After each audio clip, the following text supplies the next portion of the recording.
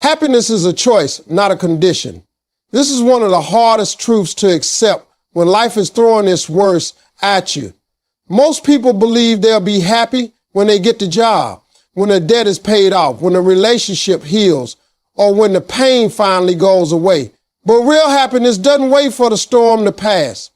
It doesn't depend on everything lining up perfectly.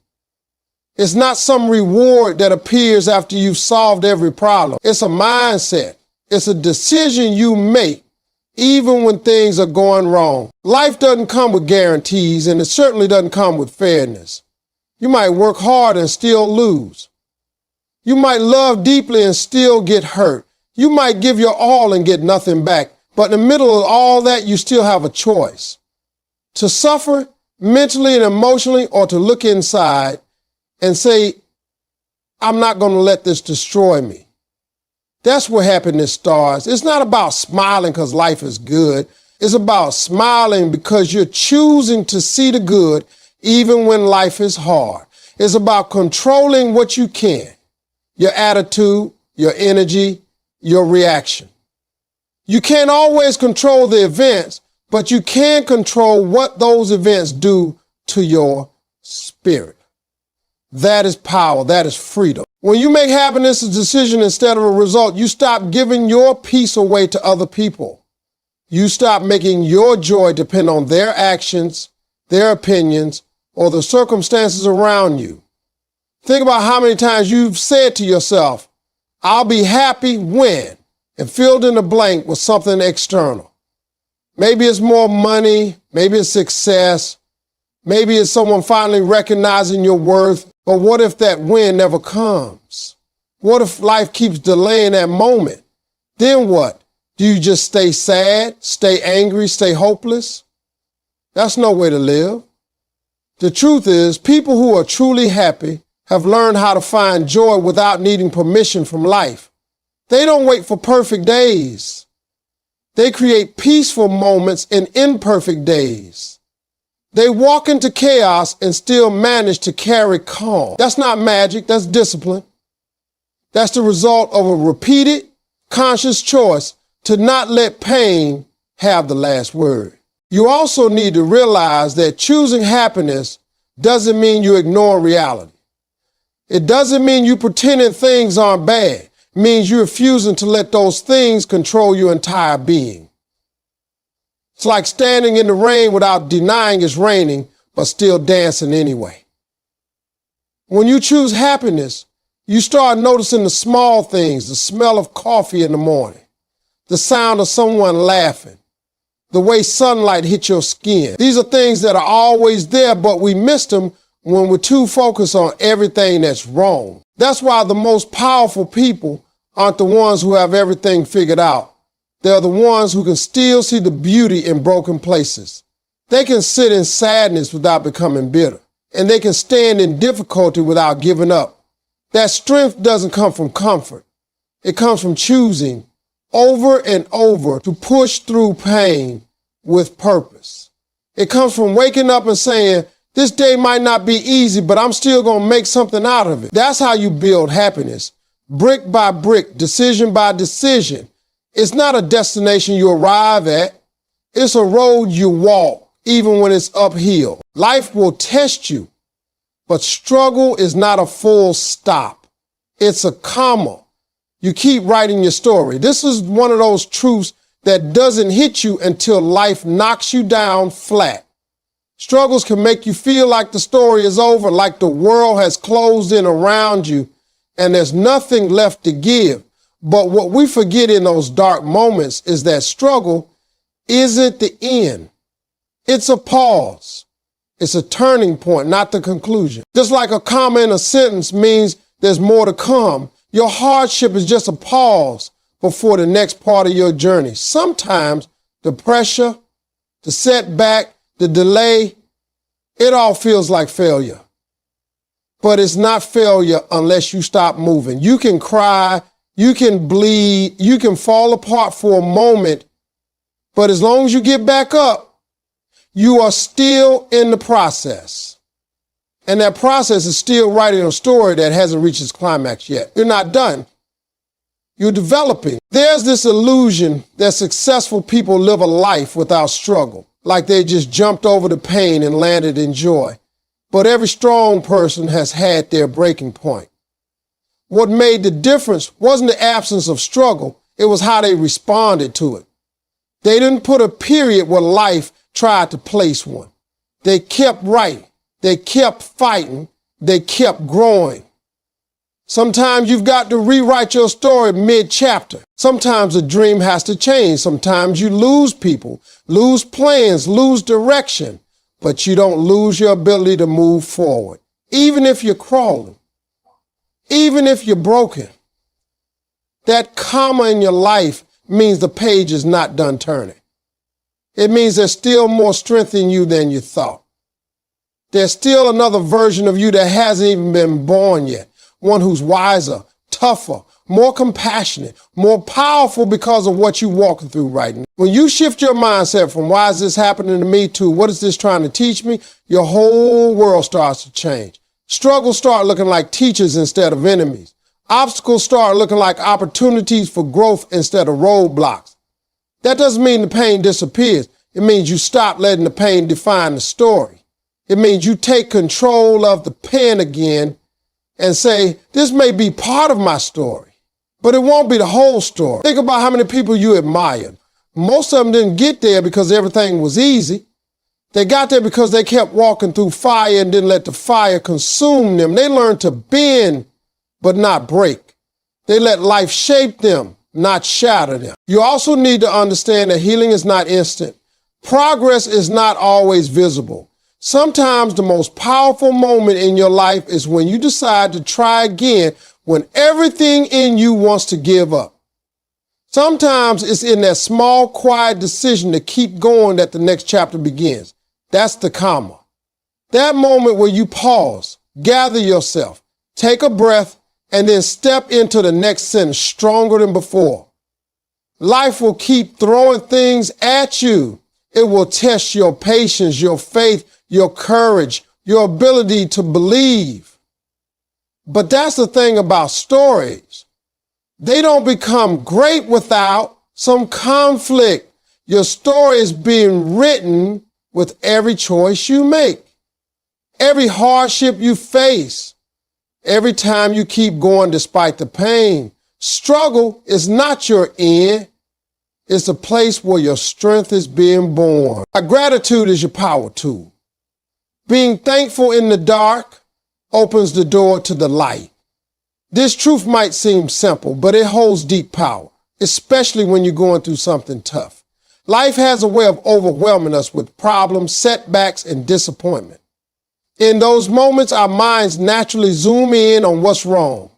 We obsess over what we lost, what didn't happen, or what's broken. But what if, in the middle of that darkness, you stop for a moment and say thank you? Not because everything is perfect, but because you're still here, still breathing, still capable of finding one small thing that's good. Gratitude doesn't erase the pain, but it shifts your focus from what you lack to what you have. And that simple shift can change your entire state of mind. When you begin to practice gratitude daily, even during the worst times, you unlock a power most people don't even know they have. You gain control of your emotions. You stop allowing negativity to flood your system and paralyze your perspective. Gratitude gives you mental space to breathe, to think, and to see beyond the current struggle. It's a lens that brings clarity where there's confusion. It shows you that even though you might be hurt, you're not helpless. Even though you might be struggling, you're not without value. Being thankful doesn't mean you pretending everything's okay. It means you choosing to honor what is still okay, what is still working, even in the storm. You see, the more you focus on what's missing, the bigger the emptiness feels. But when you focus on what's present, no matter how small, you start filling your spirit back up. You may have lost a job, but you still have your skill. You may be heartbroken, but you still have love to give. You may be down, but you're not out. That's gratitude at work. It's the voice inside you that says, this hurts, but I'm still thankful for what's left. And every time you listen to that voice, you're building resilience. You're training your mind to search for light instead of giving in to the dark. Gratitude is also contagious. It changes not only your own attitude, but the energy you bring into every room. When people see you smiling through difficulty, thankful through discomfort, they feel that. They get inspired by that. It shows them what's possible. That's why grateful people often have deeper relationships and stronger connections. They're not just radiating positivity, they're reminding everyone around them of their own reasons to hope. And when you start living from a place of thanks, you stop taking things for granted.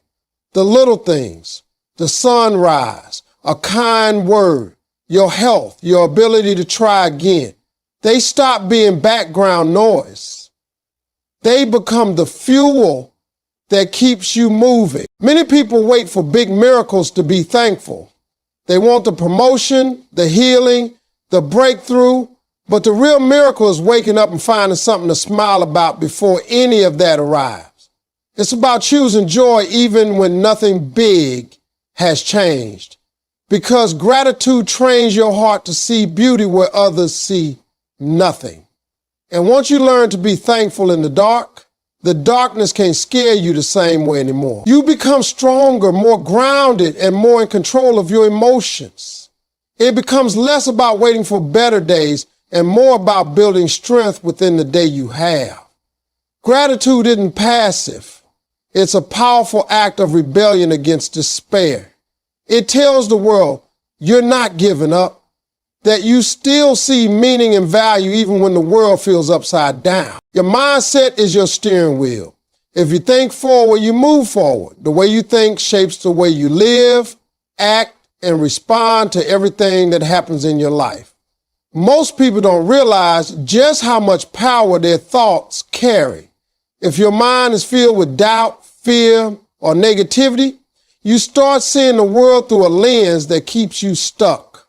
But if you train your mind to look for growth, hope, and possibility, you start seeing paths even in places that look like dead ends. And your thoughts set the direction of your life. They either keep you parked in pain or they take you toward progress. Life is full of things you can't control, but your mindset is the one thing that's always in your hands. And the direction you choose mentally is the direction your reality begins to follow. A lot of people wait for circumstances to improve before changing how they think. They believe if they just get the job, if the relationship heals, if the pressure lets up, then they'll start being positive. But it's the other way around. The mindset shift has to come first. You have to think differently before things get different. When you start thinking forward, even when you feel stuck, you begin to create momentum in your life.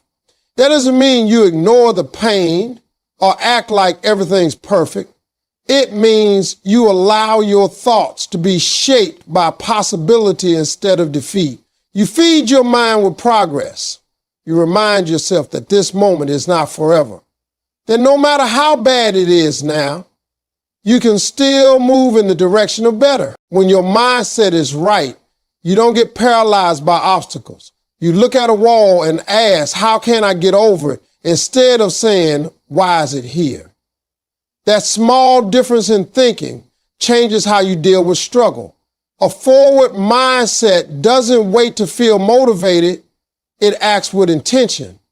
It doesn't need the road to be easy. It just needs the belief that moving forward is still possible. You might fall down, you might get pushed back, but if your mind is committed to forward thinking, you'll always find a way to rise.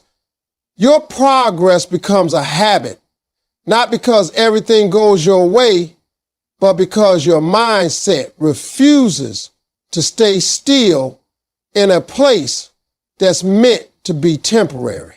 It's easy to be positive when life is good.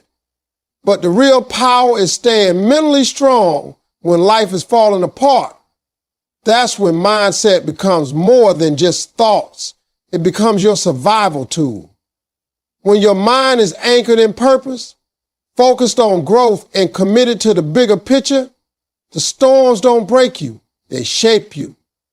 You start thinking like a builder, like someone who isn't waiting for life to get better, but is working daily to make it better from the inside out. You become more aware of your inner voice. You notice the thoughts that pull you backward and you challenge them. You become intentional with what you allow in your head because you know your mindset is the engine that drives every part of your journey. You start focusing less on what you've lost and more on what you're building.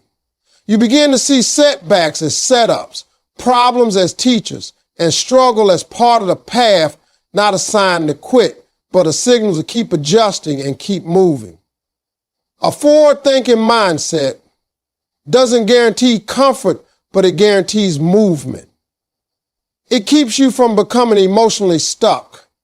It teaches you that growth often starts where your comfort zone ends. And when you think forward, you walk through life with a sense of purpose, no matter how uncertain the path may seem.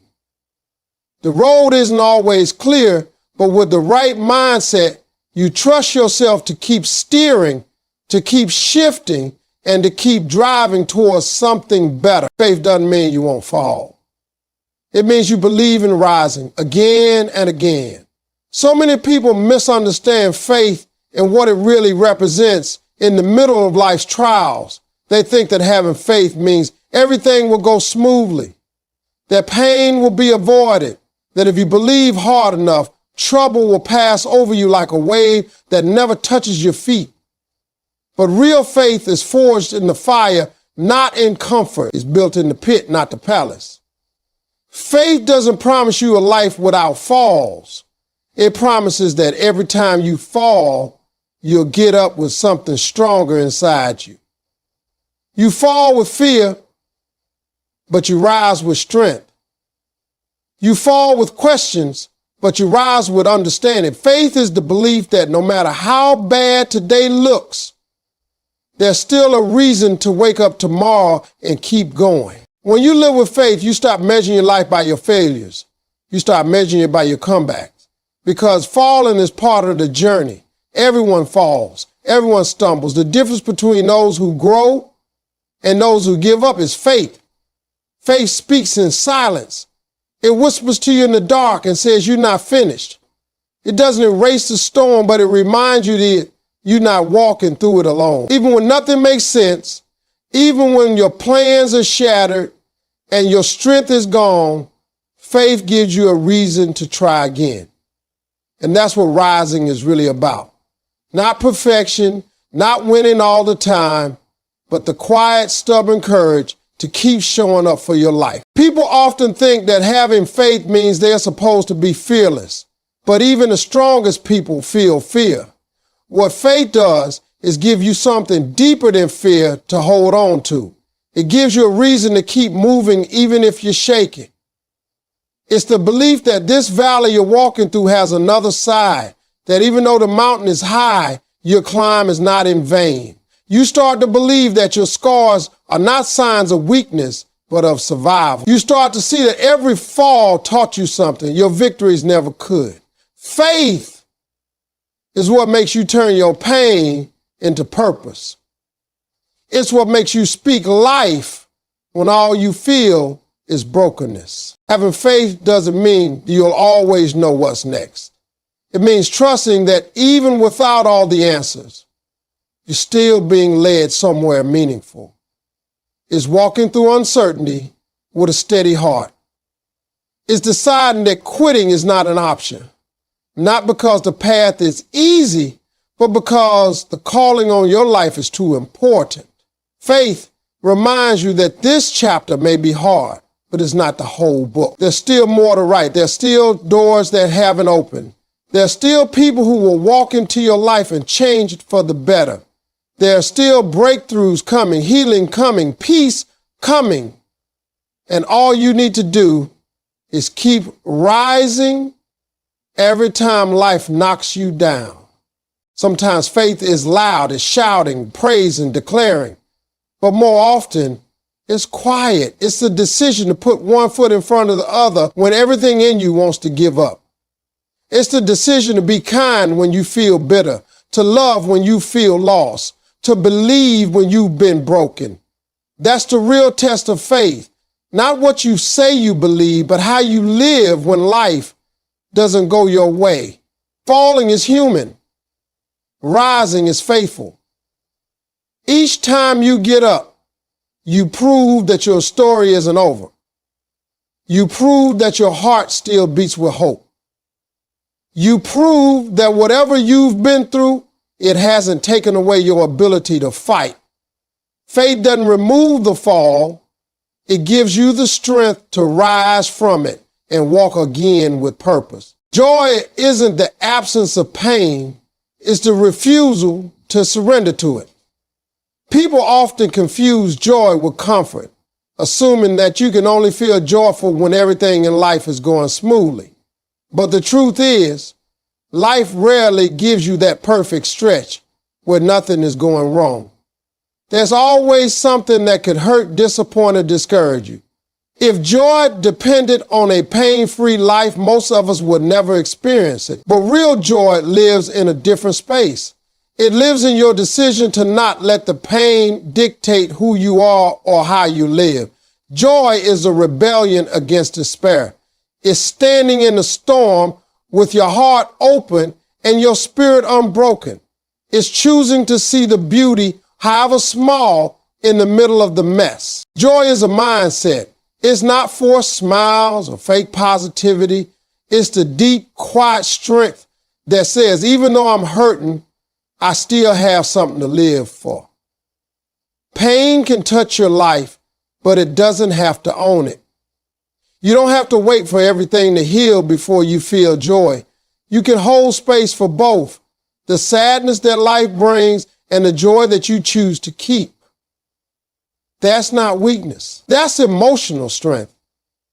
That's maturity. It means you've stopped waiting for joy to arrive and you've started building it where you are with what you have, even if what you have is just breath and hope. Some of the most joyful people have been through things that should have destroyed them, but they made a choice. They said, this pain will not define me. It will not shake my spirit.